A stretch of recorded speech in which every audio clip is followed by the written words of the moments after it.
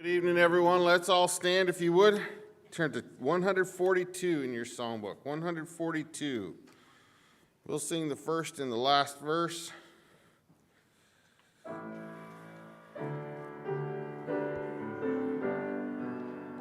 O little town of Bethlehem, how still we see thee lie. Above thy deep and dreamless sleep, the silent stars go by. Yet in thy dark street shineth the everlasting light. The hopes and fears of all the years are met in thee tonight. O holy child of Bethlehem, descend to us, we pray. Cast out our sin and enter in, be born in us today. We hear the Christmas angels the great glad tidings tell. Oh, come to us, abide with us, Lord Emmanuel. All right, welcome to the service tonight. Preacher is still, he's getting better, but he's still under the weather. He should be watching the live stream tonight. But I guess the doctor told him to stay in one more day, so he heeded that warning. You can go ahead and be seated. We're going to go ahead and take some prayer requests. We'll sing another song, and then Brother Segal is going to get up and share some more about Israel with us tonight. So, of course, I lead off with Pastor Miss Susie.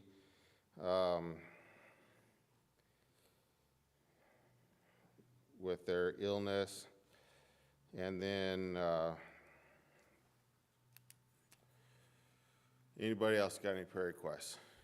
Any prayer requests? Miss Brooke? Yeah, Miss Boswell's daughter passed away. Yeah, we got that text. Remember that family, and then Caleb travels home Friday, so he's got one more final tomorrow, and then he'll be coming on Friday.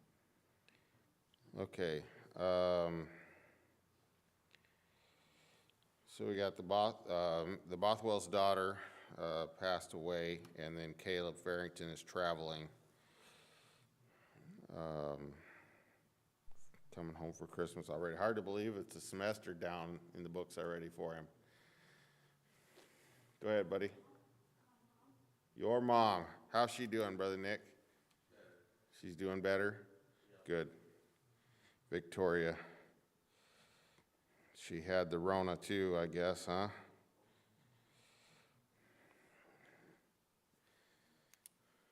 Anybody else? I'm having some medical tests taken tomorrow, 10 o'clock. Okay. Medical tests. Jan Noss, medical tests. Okay. Anybody else? Miss Dawn? 2 unspoken. Dawn has 2 unspoken.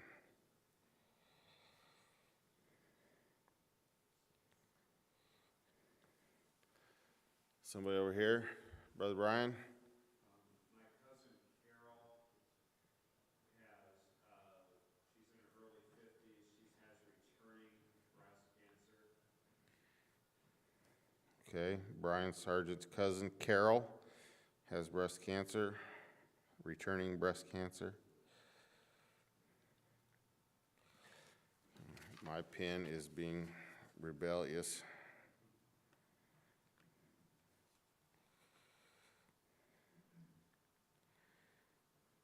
Okay, anybody else?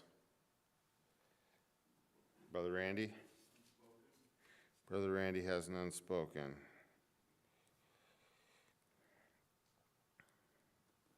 Okay. Brother Nick?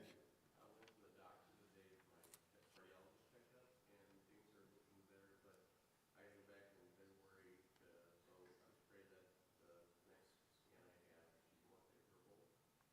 Okay. Brother Nick and his heart. Okay. Praying that they'll find a heart next time, are you, brother? Okay, all right. Throw a little bit of humor in there. You know, I'm just teasing you, brother. Okay, anybody else? Anybody else? Okay, all right. Well, let's go ahead and turn to 143. I'll let you remain seated. We'll sing the first and the last of this, and then we will turn it over to Brother Segal.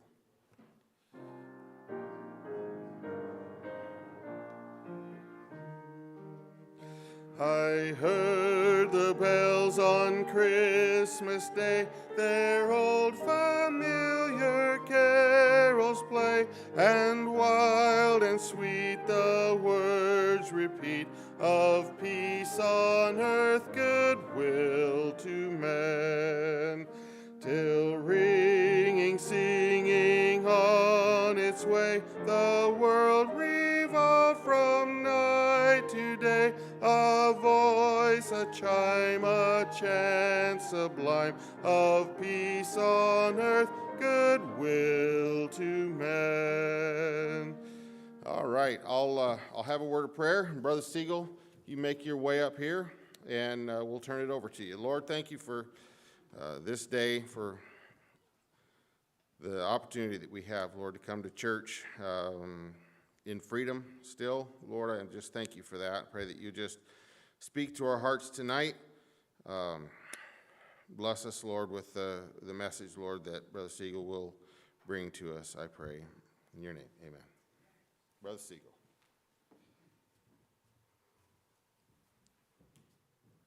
Good evening. Hi. Thank you for having me back. So last month, I kind of rambled on just some of my general thoughts about what's going on in Israel, and Pastor Ballard asked me to give a more detailed and sequential history of the Jewish people, where we started and where we are now. So when we talk about the history of the Jewish people, it's not history. It's the story of God's faithfulness and love to his people, which really are going to culminate in end times. Israel is a pivotal part of end times. And we can see through history, it wasn't just a random series of events. It's God's plan and his caring and his carrying his people through the ages to where we are today.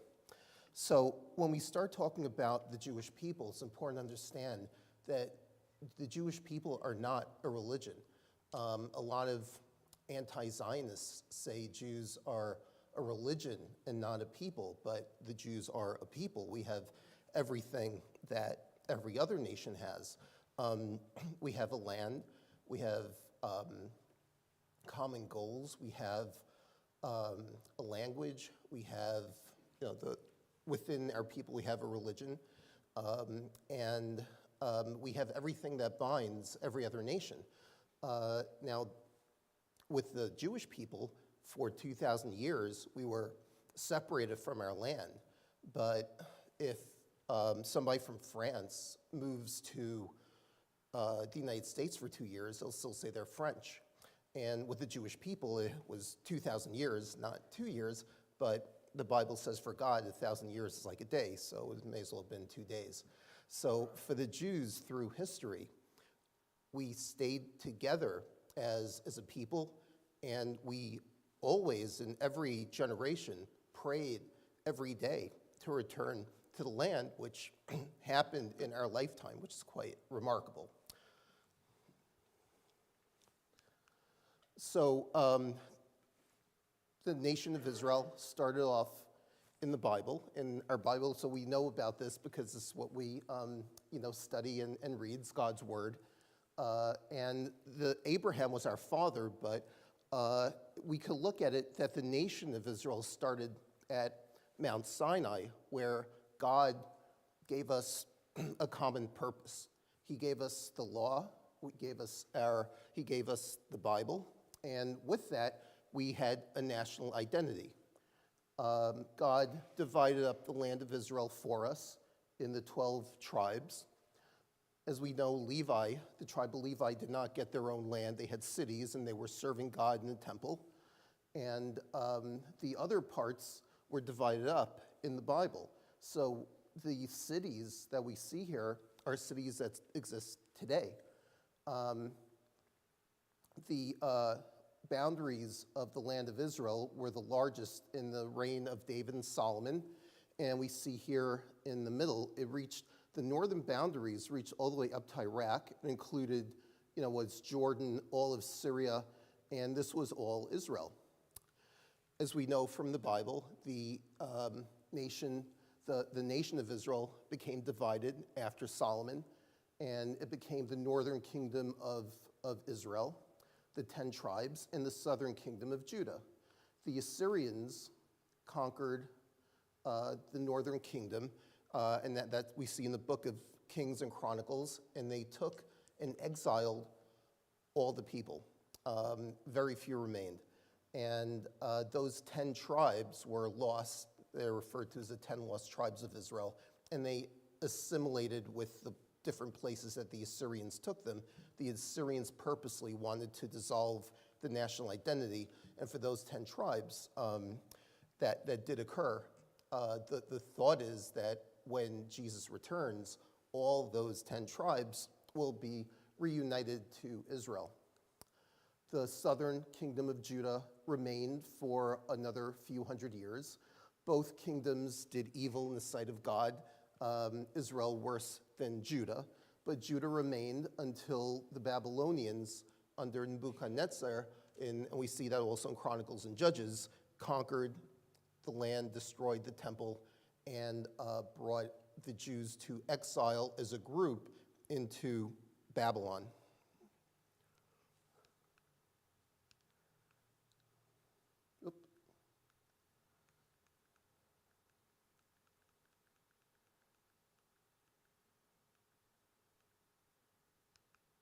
Okay, so in Babylon, the Jews retained their national identity, they retained their prayers, and the return was in the year 516 BC under Cyrus the Great of Persia. In the Bible, it says that God put it on his heart to honor him and honor his people and return them, and they returned to the land of Israel. Not all of them returned, only some, and we see that in the book of Ezra and Nehemiah that it wasn't that easy. Like not the richer Jews remained in Babylon, the poor Jews returned, and they started rebuilding the temple, which is very slow. And when they finally did rebuild the temple, it didn't look that great compared to Solomon's grand temple. The temple was very disappointing, and a lot of the older people who remembered the initial temple, actually, the Bible said they cried.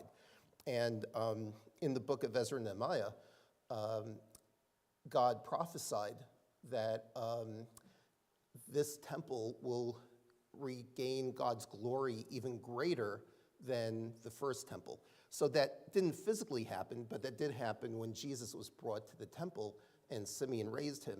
That was greater glory than even the first temple. So the Jewish people rebuilt their land, still under the Persian Empire, and they were part of the Persian Empire, but given certain autonomy.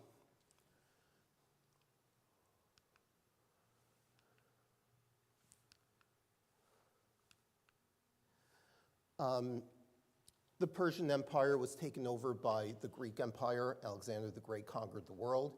When he came to Jerusalem, the story in the Talmud says that the Jews came out to meet him and to, acknowledge that he's their conqueror. And he got off his horse and bowed down to the head of the delegation, who was Rabbi Judah Hanasi, means Rabbi Judah the president. And Alexander told his people that man appeared to him in a dream and told him he would conquer the world when he was young, so that's what the Talmud says. In any event, there was no destruction in Israel, there were no wars, it just went from Persian rule to Greek rule, And initially, they left the Jews, to have their autonomy and peace in their land. And then when the Greek Empire divided, the part that was the Syrian part that was controlled by Antiochus, who was the king at that time, he purposely went to eliminate the Jewish religion and to assimilate the people that were living there. The Jews revolted, and that's the story of Hanukkah, which we're in actually Hanukkah now. And the story of Hanukkah is a story of a revolt against a oppressive power and a victory. So the Jews actually won they won the war against the Greeks. They won. There were many battles. The family were called the Hashmoneans.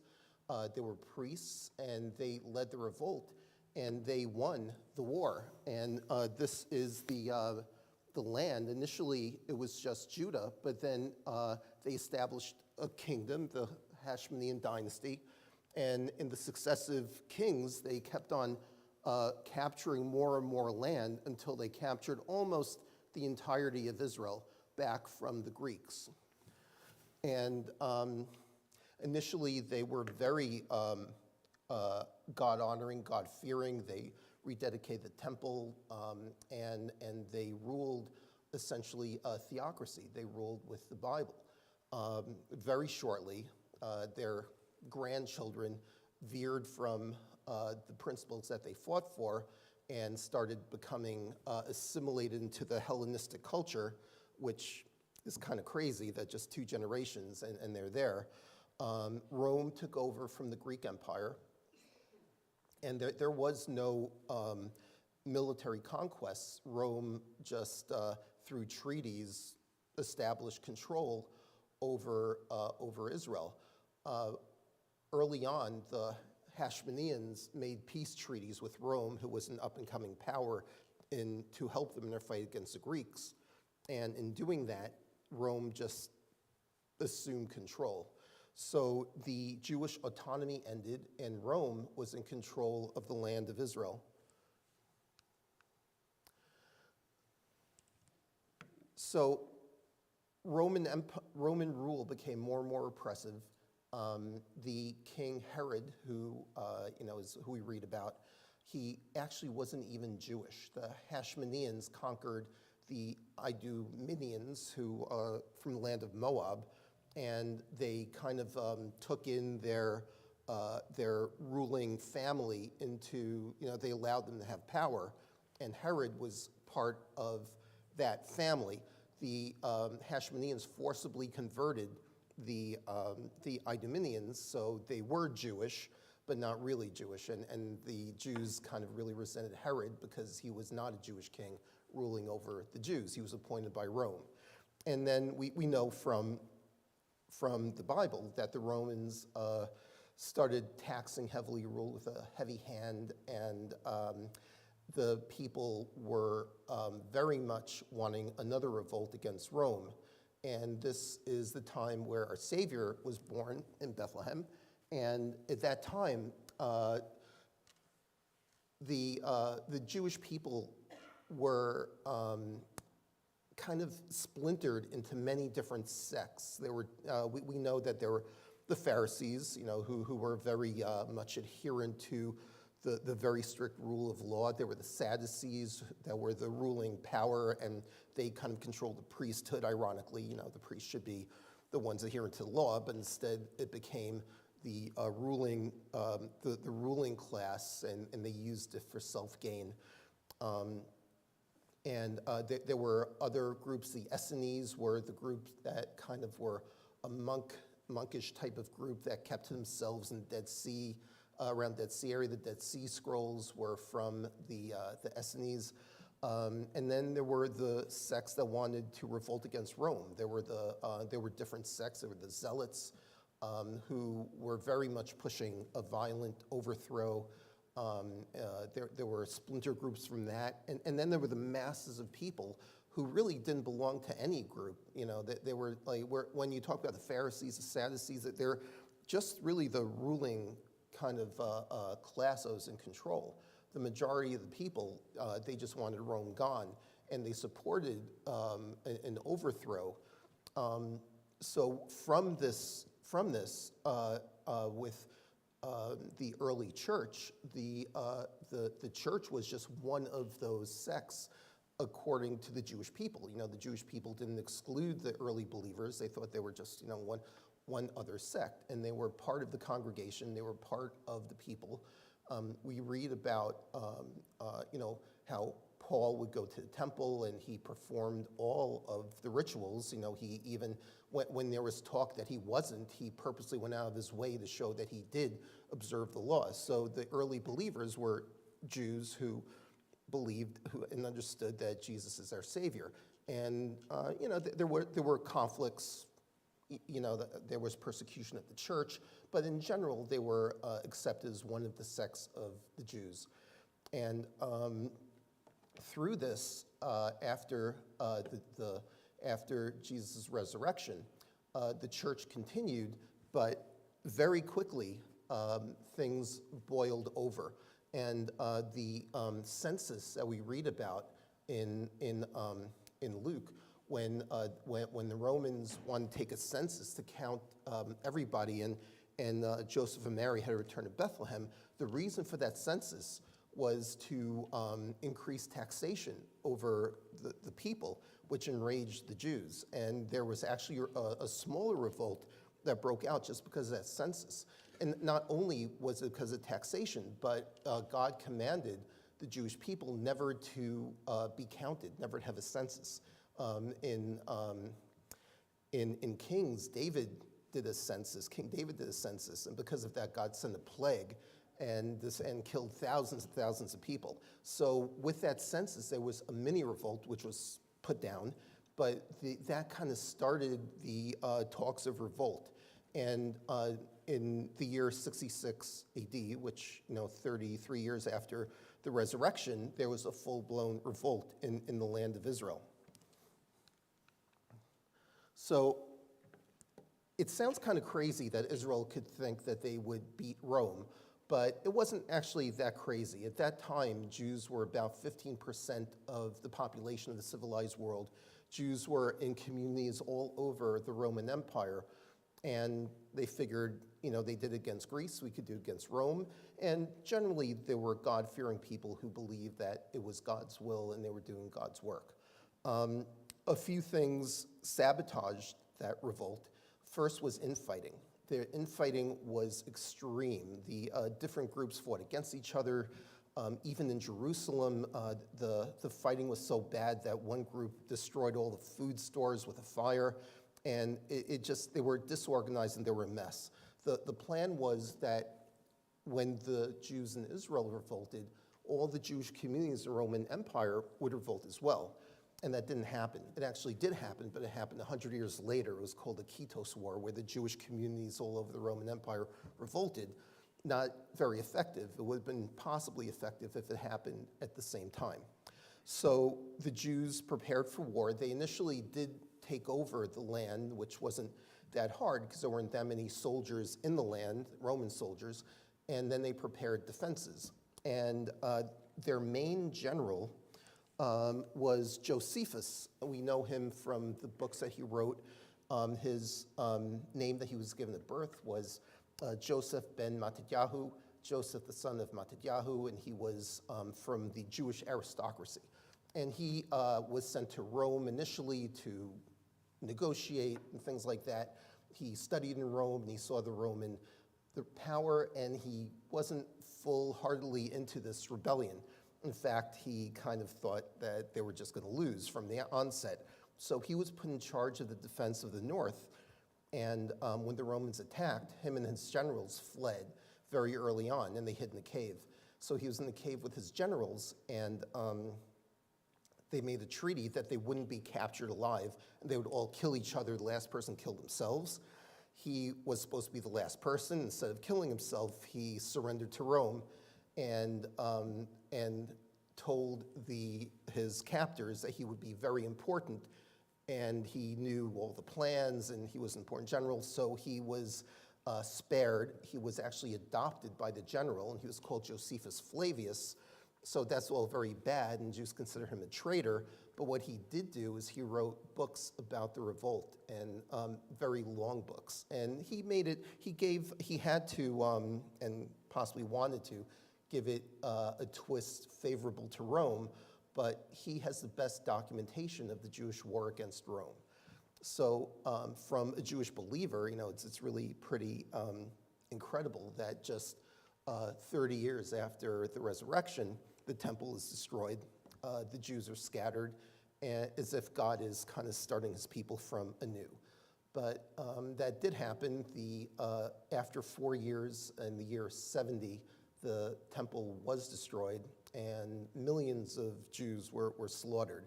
The numbers, they say that in Jerusalem the blood was running knee high. I'm sure that's an exaggeration, but many, many Jews were killed, and the Jewish people were kind of left in shambles.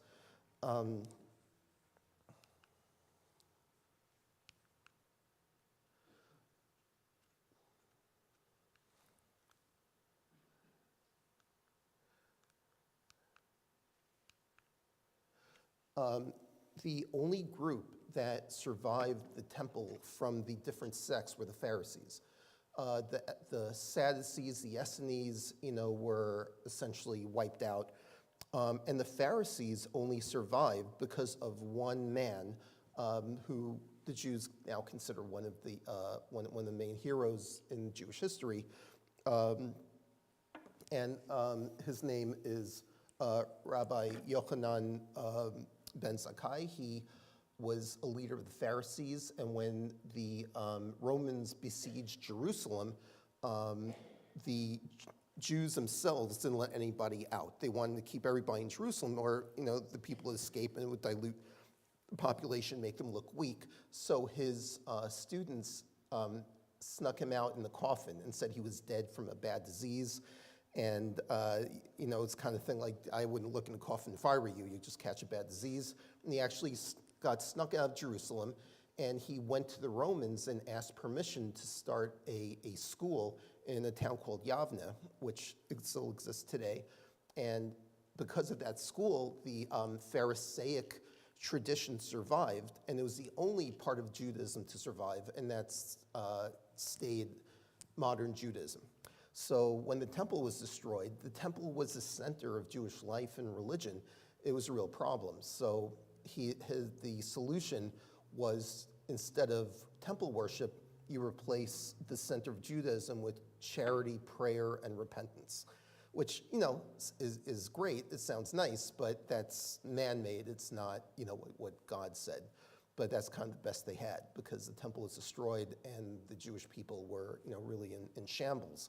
So that kind of went on for about 100 years. And the remnants of the Jews, still in the millions, revolted again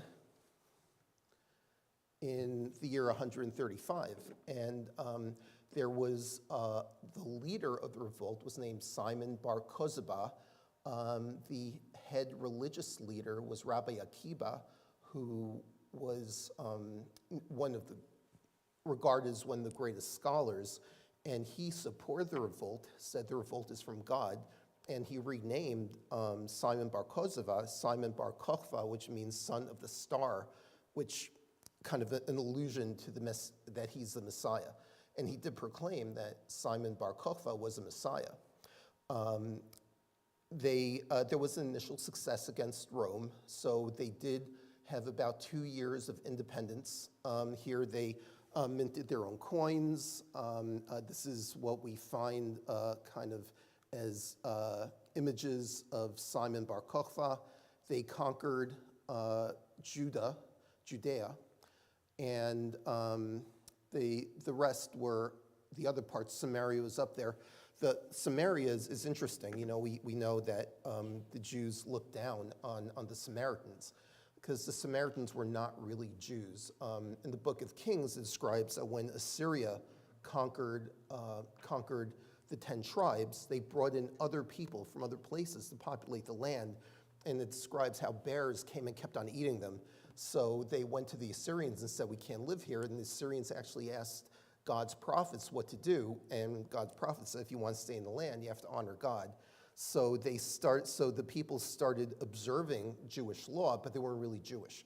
So that's why the Jews despised the Samaritans. So when Jesus spoke to the Samaritan woman, they were, or even walked through Samaria, that was something that wasn't done because the Jews just despised the Samaritans. And the story of the Good Samaritan is such a contrast because Jews hated Samaritans, yet here's a Samaritan who was actually a good person. And that kind of was mind-boggling to Jews at the time. Well, in any event, the Romans brought their armies and they conquered Bar Kokhba, and the land of Israel was then, really just razed. That's when the name Palestine was put in place by Rome, and it was an insult to the Jews because they named it after the Philistines, who were long gone at that point, but they were an ancient enemy of Israel, so they named the lands of Israel, they named it Palestine. And that's where the name Palestine came, and it kind of stuck through the years, even through successive conquerors. So in the year 70, and then again in the year 135, the period is known as the Great Diaspora. So there were always Jews living in the different cities in the Roman Empire. Paul did his missionary trips. He went to synagogues first. There were large Jewish communities. But now the Jewish communities outside Israel is where all the Jews were. And the Romans dispersed them first to Rome, and then from Rome they brought them to different places, and the Jews traveled different places. And through the years and the centuries, Jews settled many, many different places. There were different periods of what we might call golden ages, when actually the Muslims ruled Spain. There was a golden age in Spain. Different countries welcomed Jews and then threw them out, and Jews eventually wandered throughout the known civilized world.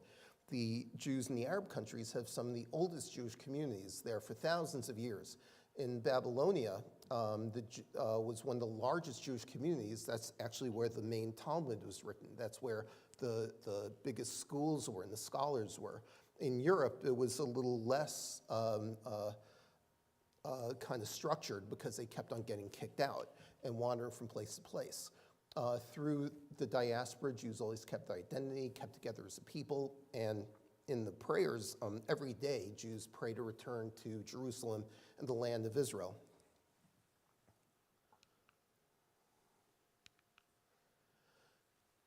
In the Middle Ages, there were a few rabbis that kind of started codifying Jewish knowledge. The Mishnah, which is thought by the Jews to be given to Moses by God on Mount Sinai, was codified about the year 200, the Talmud, the year 400, and the Talmud is the discussions of the rabbis about the Mishnah. So modern Judaism kind of formed at that time.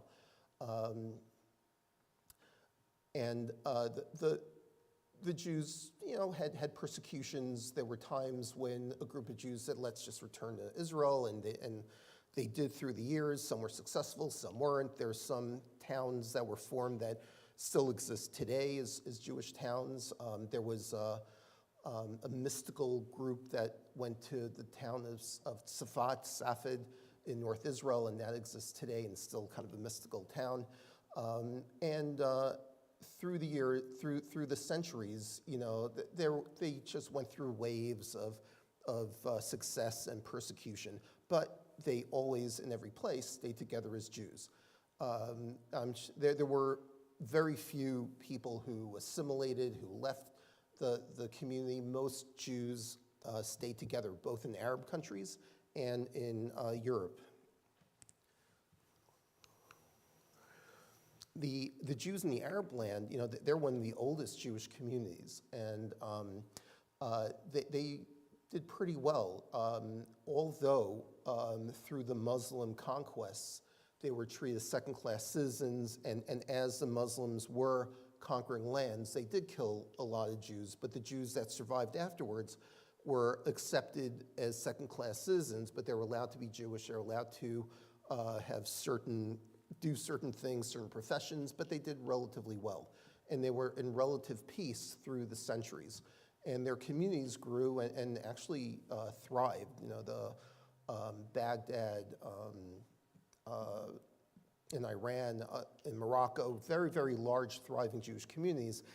And the amazing thing is that the Jews in the Arab countries and Jews in Europe retained the same culture, retained the same hopes, the same prayers. And in both places, the prayer was to return to Israel. The Jews in the Arab countries have different food. You know, they, like nowadays, they do more of the Arab foods, and, you know, they have very slightly different traditions, but essentially same religions, same people, same goals. In Eastern Europe, that's where the majority of the large Jewish communities ended up. From Western Europe, there were different periods of expulsion. You know, the Spanish Inquisition was very large, and the Jews from Spain kind of went into Eastern Europe. There was an expulsion from England and France, and a lot of them ended up in kind of the Polish area. In the year 1200, the Polish king invited Jews, and Poland had a very large influx of Jews, and that stayed that way till World War II. And there were very large schools, and the intense study, like the big, what you call yeshivas and the big rabbis, they were all in Eastern Europe. In Eastern Europe, most of the Jews kind of kept to themselves. Sometimes they were forced to, sometimes they wanted to. And in all the little towns, you know, the towns were kind of divided into Jewish section and non-Jewish section. And they called the Jewish towns with a lot of Jews shtetls, which just means little town in Yiddish. Hebrew became the language of prayer and reading Bible, and almost like Latin, you know, and you know, the thought was that Hebrew is so holy it shouldn't be used just for regular talk. So the Jews in the Eastern Europe spoke Yiddish, which is actually German written in Hebrew, and the Jews in the Arab countries spoke Ladino, which is Spanish written in Hebrew. So Eastern Europe, you know, did flourish as far as population and as far as you know, building up Jewish culture through the centuries.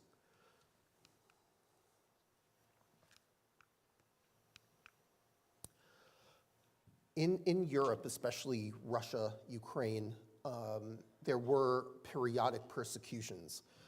So Jews, I don't know if anybody saw Fiddler on the Roof, you know, that kind of shows one of those just random acts of killing Jews. You know, it would just happen almost out of nowhere. A group of, you know, Cossacks would run into a Jewish area and just start killing, and, you know, randomly. And that happened periodically through the centuries, especially in Russia. In Eastern Europe, you know, Jews were a little more assimilated. You know, they lived more in the big cities, and they became doctors and lawyers, and there was still persecution, but not that type of persecution. One of the most famous incidents of anti-Semitism was called the Dreyfus Affair, and that happened in France. So Alfred Dreyfus was the only Jewish general in France in the early 1900s. And he was accused of spying for Russia, and the evidence that they had was all fabricated by his colleagues who hated him because he was Jewish. And there was an actual trial, but they refused to show him the evidence because it was top secret, and it was a whole big, you know, it was headlines at the time. And he was eventually sent to prison for like 20 years in Devil's Island until they actually looked at the evidence and saw it was fabricated. But through all this, there was a journalist, a Jewish journalist called Theodor Herzl, and he was watching all this to write an article in a newspaper. And what struck him is that there were mobs of people in the street when this was happening in France calling for death to the Jews. And he's like, even if Dreyfus did this, what does it have to do with death to the Jews? And his conclusion was that Jews could never be accepted as equals or even given rights in other countries. We did it in our own country. And he became the founder of modern political Zionism. So that's Theodor Herzl. This is the first World Zionist Congress in 1907. And Jews from around the world came together to decide, let's have a concerted worldwide effort to return to our land. And that started the process. Now, independent, so that's the start of political Zionism. So that's the start of the political process of forming organizations and forming political institutions. At the same time, almost independent of political Zionism, Jews started returning to the land of Israel. So, you know, in the news now, Zionism is being thrown around, you know, like a dirty word. And, you know, when you hear, you know, Zionism is racism, Zionism is apartheid, just to explain what Zionism means, the Zion is Mount Zion in Jerusalem. And in the Bible, it says that in Kings and Chronicles that David took the stronghold of Zion, the same as the city of David. So Zion is referred to as the city of David. And in the Psalms, in Psalm 137, written when the Jews were in Babylonian captivity, it says, by the rivers of Babylon, there we sat down, we wept, we remembered Zion. And it says, if I forget thee, O Jerusalem, let my right hand forget her cunning. If I do not remember thee, let my tongue cleave the roof of my mouth.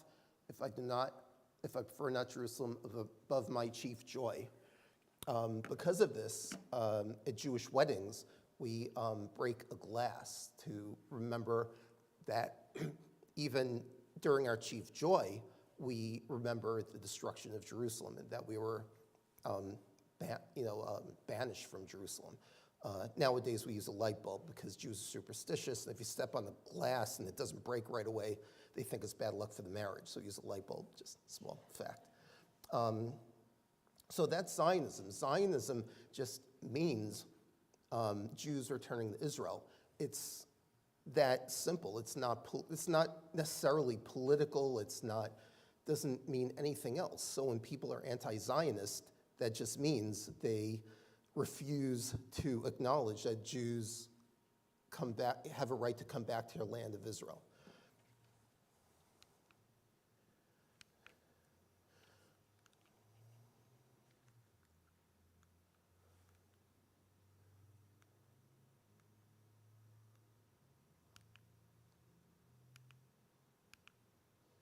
So political Zionism kind of happened like it was ideas, it was articles, it was political discussions, it was maneuvering. But aside from the political Zionism, Jews from Europe actually started returning in large numbers in the late 1800s, early 1900s.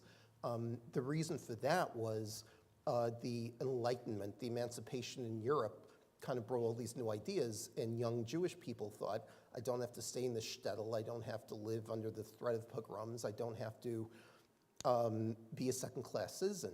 So Jews started returning to the land.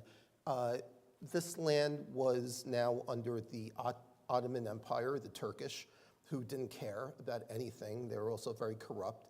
So the richer Jews, like the Rothschild family, would buy from the Turkish government plots of land. And so all the land that they came to was bought. They didn't dispossess anybody. They came to essentially swamps, and they kind of cleaned up the swamps. Here is the earlier pictures of the Jews coming to Israel, and they literally, went to a place that was swampy or rocky and started building a town. This is Tel Aviv, the largest Jewish city in the world. This is what it looked like in 1909. In this picture, they had just bought the land, and they're dividing up the lots. This is the construction Tel Aviv, and this is Tel Aviv today. So after World War I, the British they conquered the land of Israel, and they called it the British Mandate of Palestine. And this was the British Mandate of Palestine, and it included what's now Israel and what's now Jordan.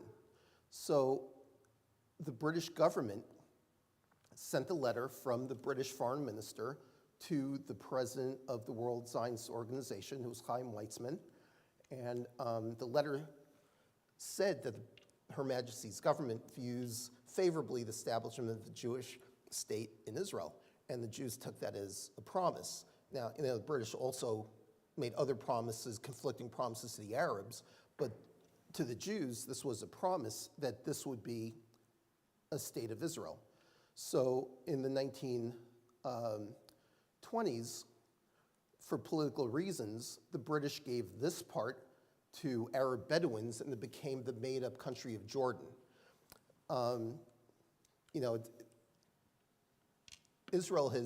Many Israelis have often said Jordan is Palestine for this reason. Jordan was part of the British Mandate of Palestine, and that was given to the Arabs as the Mandate of Palestine. There was just recently a right-wing Dutch politician won the election in the Netherlands, and he said that. He said Jordan is Palestine. And that's something that that Israel has always said. And everybody's like, he's crazy. But that's true. It's just a historic fact. Jordan is Palestine. All of the displaced Palestinians can potentially live in Jordan, except Jordan won't take them. So, but so that was divided. And we're left with the area that's west of the Jordan River, and that is what's under controversy now in the world. So in the years in between World War I and World War II, the British started getting more and more anti-Jewish, Jewish interest in Israel. They published what's called white papers. The white paper limited Jewish immigration to Israel at the time when the Nazis were ramping up, and lots of Jews wanted to leave Europe. There were lots of stories of ships being sent away and Jews just went back and died in the Holocaust. And the British got more and more hostile, more and more pro-Arab for political reasons. So within the Jewish community in Israel, there was the formation of a pseudo-government called the Jewish Agency. David Ben-Gurion, who's kind of considered the George Washington of Israel, he was the head of the Jewish Agency. He was a socialist, and I don't say that in a good way. It's the bad kind of socialist. No, he was kind of, the initial Jews who came to the land of Israel were socialists. They came to work the land, to be farmers, to bring peace and love to everyone. And they envisioned a country where just everybody loves each other and they're equal, and Jews and Arabs just got along. And, that is nice, and that could be the case, just that's not the world. And the initial, when Israel was founded, it was a socialist country. The labor unions controlled the government, and just everything was socialist. So this man is Vladimir Jabotinsky. He was the founder of right-wing Zionism, which, unfortunately is called revisionist Zionism, because he kind of changed the talk from socialism to capitalism and more right-wing. And he started the movement which, since 1977, controls Israel's government. His main disciple was Menachem Begin, who became prime minister in 1977. So the revisionist Zionists, they understood the reality. First of all, Vladimir Jabotinsky went around Europe warning the Jews that Holocaust is coming. And that was, just as Hitler was starting, and begged them to leave and go to Israel, and most of them didn't. He also understood that nobody's going to give Jews anything, that if they wanted a land, it had to be fought for. So the two were very opposed to each other, and they were kind of probably consider each other enemies. And that leads us to the Holocaust. And the Holocaust really it's the culmination of the Jewish diaspora. It's everything that, like Jews kind of put up their hands and say, God, why? The Holocaust it shows us that Jews belong in their own land, not in foreign lands. And the persecutions through the year, the hatred, the persecution, discrimination, all culminated in the Holocaust. And it was, just a foretaste probably of the upcoming period of tribulation, but it obviously was the most horrific time for the Jewish people in history, and probably never see anything like that again until possibly the tribulation that comes in the future. But in Europe, before the Holocaust, there were about 9.5 million Jews, lots of Jews in Russia, lots of Jews in Poland, and out of the 9 million, 6 million were killed. And it wasn't just killing, it was an attempt to destroy any vestige or any semblance of Jewish culture and Jewish peoplehood. This happened before in history, in the book of Esther. Haman tried to do that with the Hashmonean revolt. The king there tried to do it. So Hitler attempted to do that, not just to kill the Jews, but to destroy everything Jewish. And in the process, to be as violent and as demeaning as possible. This was torturing Jews of all ages. They had to dig their own ditches before they were shot. Here's a line where you chose if you lived or died. It was just really, the horrors are just unbelievable.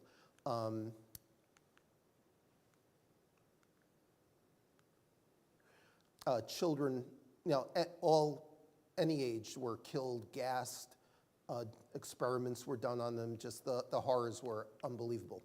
So my parents' families were in the Holocaust.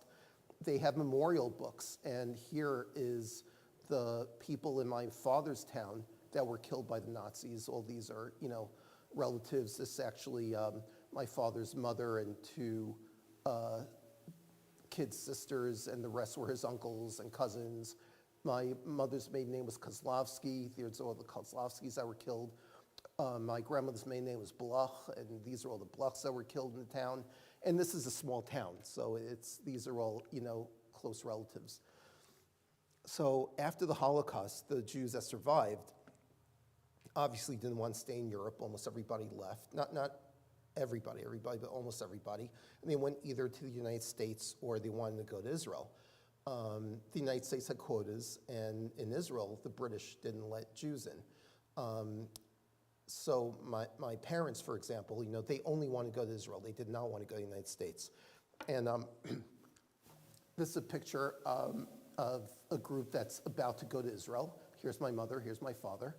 The problem is they had two young kids, and they went on these rickety boats, and the chance of the British catching you was high, so they didn't allow kids, so they had to wait. My parents had to leave Poland by walking through the Alps, because the countries didn't let Jews cross borders either. You had to have permission, and you can't just walk in the country, except this country nowadays. But in normal countries, you can't just walk in like that. So they had to sneak in through the Alps, and they had to bribe guards, and they ended up in Italy, which is where this picture was taken. They were kind of packed on these rickety ships. A lot of them sank because they weren't seaworthy. And the British captured most of them, and they sent them to detention camps in Cyprus. And a lot of my relatives were there for a while. So in Israel, there was what Menachem Begin calls a revolt. So Menachem Begin, who I showed you earlier, who became Prime Minister of Israel, he led a revolt against the British, and he actually started blowing up British military bases, and he went to war. This sometimes with the cooperation of David Ben-Gurion and the Jewish agencies. Sometimes, they were fighting against each other, but he succeeded. And in 1947, the British headquarters was in the King David Hotel, and his organization called the Irgun, which actually means organization in Hebrew, blew up the King David Hotel, and that made world news, and that put his fight on the map, and it was brought to the UN.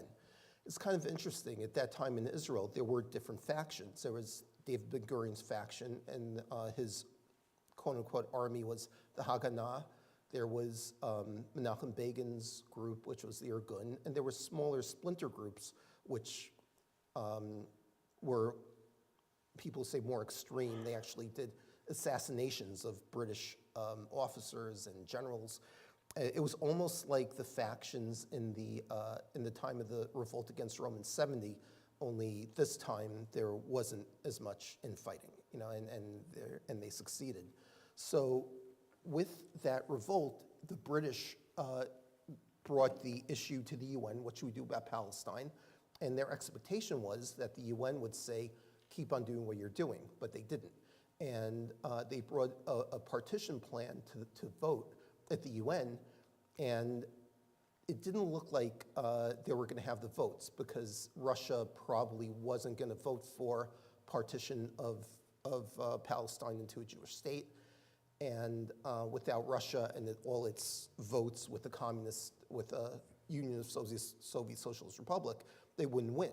But Russia did vote for a partitioning of Israel because they thought it would be another socialist state, maybe allied, and they thought that was the best way for them to go. It was actually God's intervention. So Israel was created. Here's David Ben-Gurion reading the Declaration of Independence of Israel. Here's Theodore Herzl. And that started a war where all of the Arab countries invaded Israel. The Arabs that were in Israel, they didn't want a Jewish state. They hated the idea of a Jewish state. But what they didn't care about was their own state. So when the United Nations partitioned what was then the remainder of Palestine to a Jewish state and Arab state, the Arabs didn't care about their own state. They just wanted to destroy Israel. So there was never a Palestinian state, the Palestinian Arab state declared ever. And there never was in history. There were just Arabs who were living in Palestine who didn't want the Jews to have a state. One of the main problems at that time that the Jews faced is Jerusalem was isolated from the main other Jewish population centers. And there was only one road that led from Tel Aviv to Jerusalem, and this is a convoy of supplies and doctors, and the convoys kept on getting destroyed. The people were killed by the Arabs along the way. So that led to a lot, that was a main part of the initial struggle.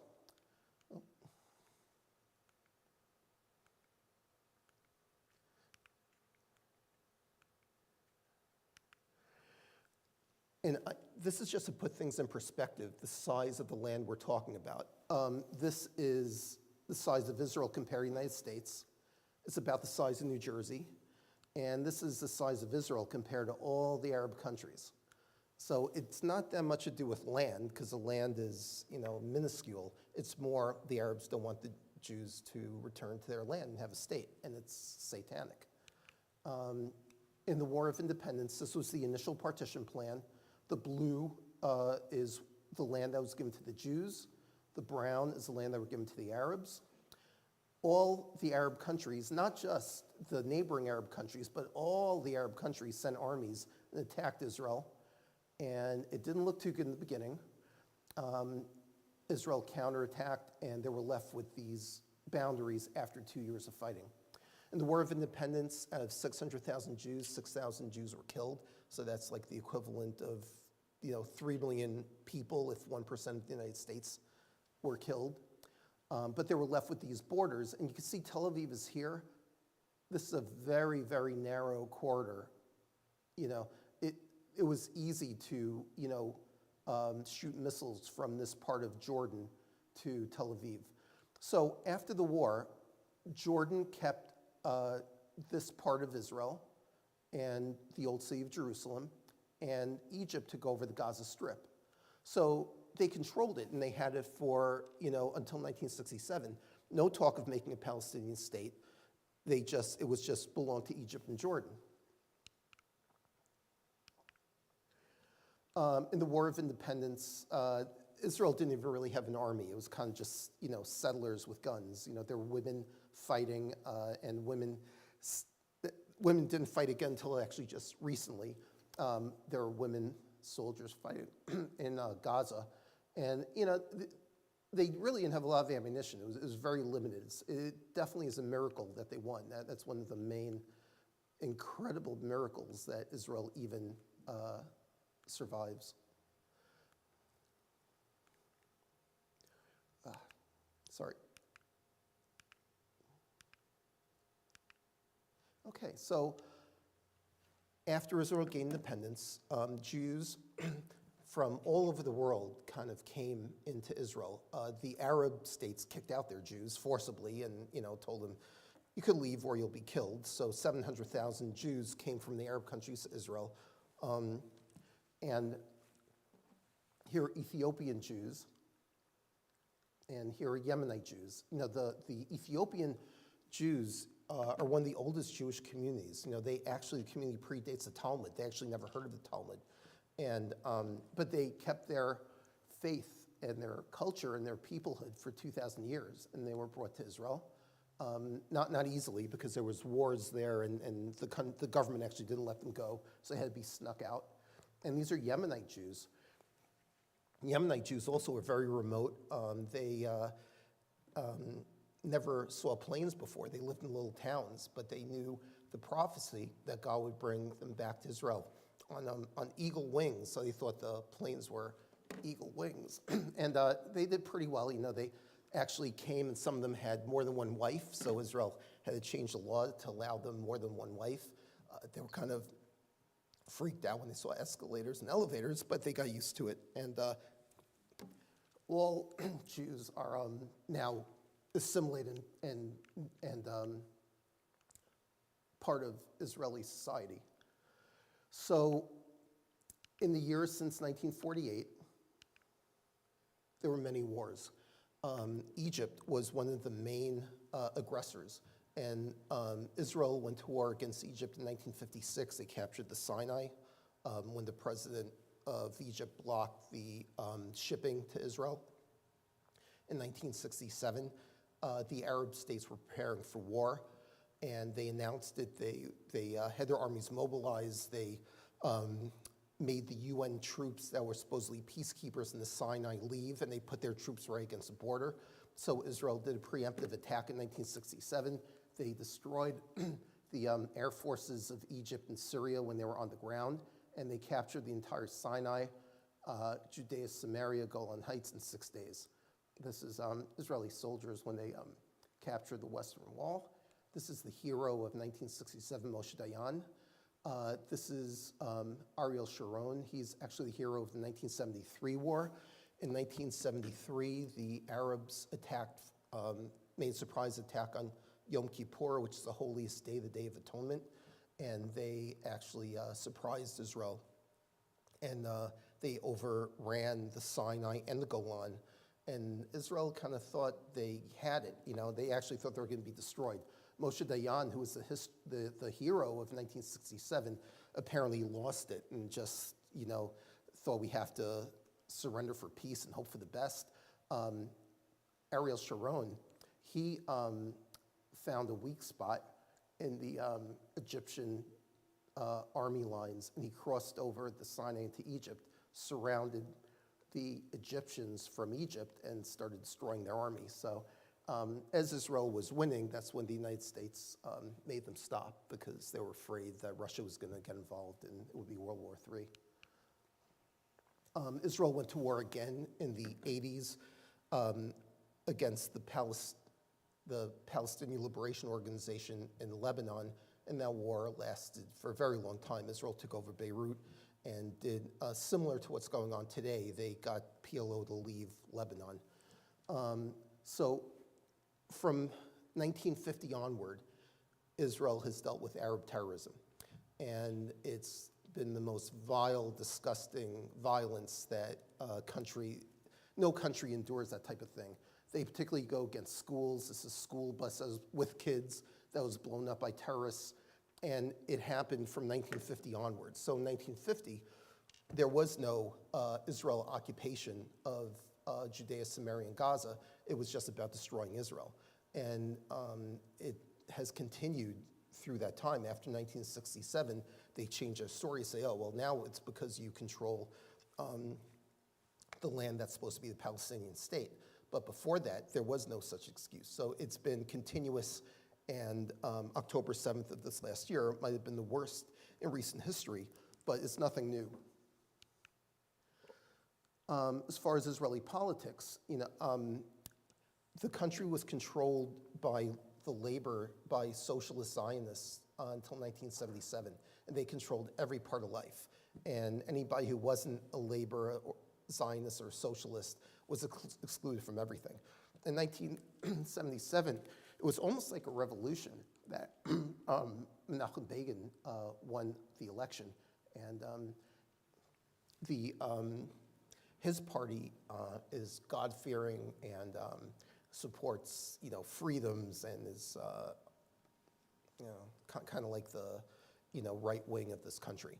And essentially that party's been in control of politics since then, and probably will remain. And this is the current Prime Minister, Benjamin Netanyahu, who is a disciple of Menachem Begin.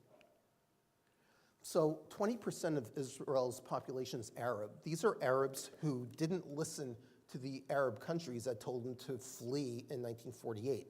They stayed, and they became citizens of Israel.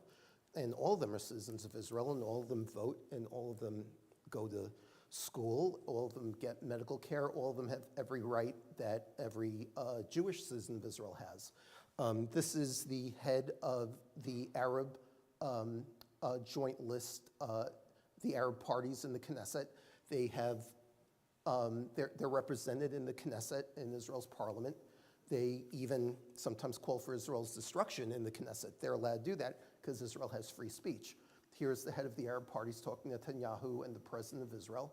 The prime minister has a real power. The president's more of a figurehead. But they're colleagues and they're citizens.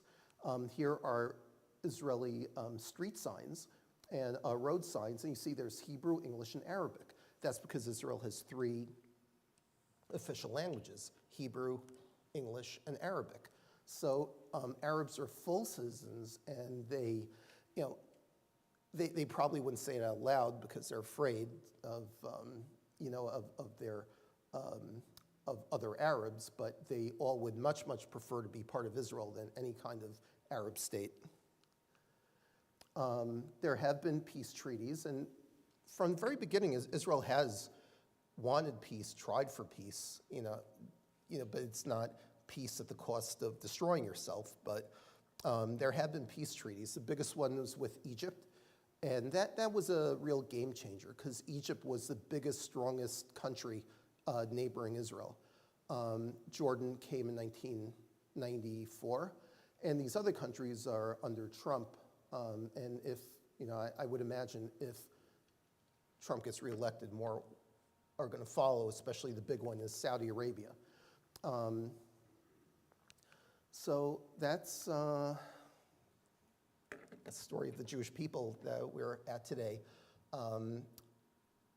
What happened, the recent terrorist attack on October 7th kind of made all this fresh for everybody. Like Israelis start to ask themselves, well, what are we doing here in the first place? They all know that, but I think it actually did unite a country that was having political divides and things like that, and the understanding of where our people came from, where we're going, and Israel probably the non-Jewish, the Jewish non-believers don't understand the significance of the future prophecies. They do understand the prophecies from Ezekiel and stuff like that, but they don't understand, the tribulation that's coming. But Israel and the Jewish people are a miracle that kind of God resurrected the dry bones, and it's just an incredible thing that we're seeing and witnessing in our lifetime. If anybody has any questions, yes. When you had a slide on the sects, you didn't mention the Herodians. How do you see their place?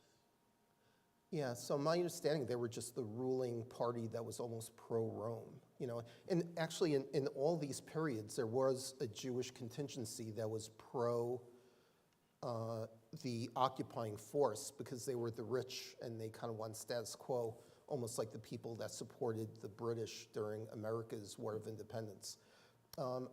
They were rich and powerful and kind of in control, but they weren't that many because, usually aren't that many rich people. Answer your question. Yes? So, my understanding is that area like Gaza, they call Palestine, is not as, so if I look at Israel's very flourishing, very economically, very wonderful.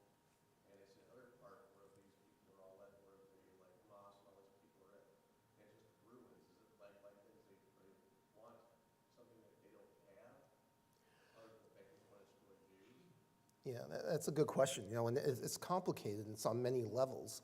The Arab leaders took Gaza and made it into a large slum on purpose. And the people, like if I were a Gazan and I just know what I'm being told, and I grow up in poverty because the Arabs make me grow up in poverty, I'd hate Israel too, because that's what I'm being told. And the Arab leaders keep it like that, so they have a constant farm to farm terrorists. If you have nothing to live for and you're told you have nothing to live for, and if you kill Jews and you have something to live for, that's what you do. So Gaza has been kept in poverty since 1948, first by Egypt. When Israel took it over, they didn't, so they didn't incorporate into Israel. So it was, quote unquote, an occupied territory, but they did increase the quality of life. They built Jewish settlements there, they built roads, they built hospitals. That main hospital that the fighting was a couple of weeks ago, Israel built that hospital, and they built most of the hospitals. So they increased the quality of life, not to the extent it is in Israel. But then when Israel left Gaza, and they did it on purpose because it was impossible to control, they shouldn't have, but they did. It declined again, and when Hamas was elected by a democratic vote, it declined even further, and it's kept in abject poverty, and it is terrible, but it's the Arabs doing and Hamas is doing. When Israel captured those territories, Judea, Samaria, Gaza, there were a few options, but what they couldn't do is give all those Arabs Israeli citizenship, because then there would be equal number of Arabs and Jews in Israel, and Israel would no longer be a Jewish state. So they kept those people are not Israeli citizens, and they were kind of allowed into work. But Gaza has the potential of being really beautiful. It's on the beachfront, but it's a horrible place to live. It's abject poverty, the most densely populated place. There are no jobs, unemployment is high, and nowadays most of that is due to Hamas.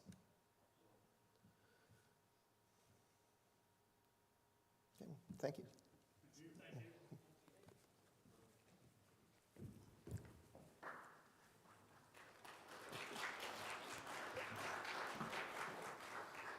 All right, thank you, Dr. Segal. Wealth of knowledge there about the history of Israel. Appreciate that.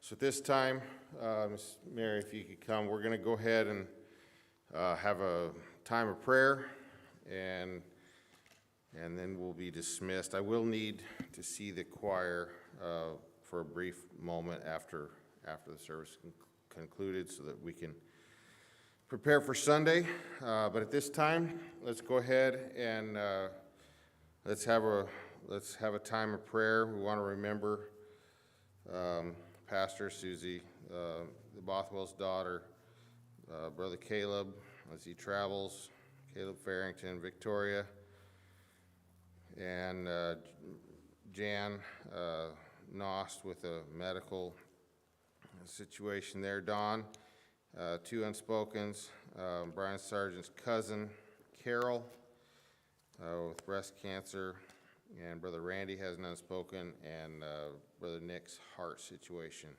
So let's go to the Lord in prayer.